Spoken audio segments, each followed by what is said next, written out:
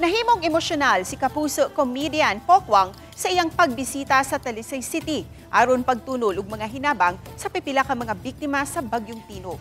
Personal nga gitunol ni Mamang Pokwang ang mga boxes sa mga pagkaon, taglima ka botelya sa 1 liter nga tubig ug taglima usab ka kilong bugas. Mato ni Poki nga personal niyang pondo ang iyang gigamit sa paghatag og hinabang ug sa nahipos nga hinabang gikan sa iyang US tour.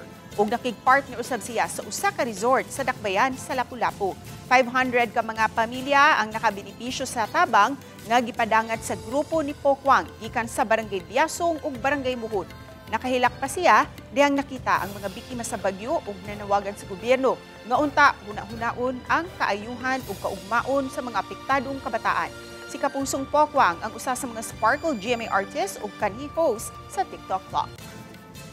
Lalo yung mga bata sana, sa ating mga politicians,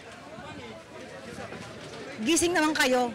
Tignan nyo sila. Huwag tayo mawala ng pag-asa, may Diyos tayo nagmamahal sa atin. May Diyos tayo mas malaki pa sa problema natin ang Panginoon. Huwag tayong bibitaw sa Kanya.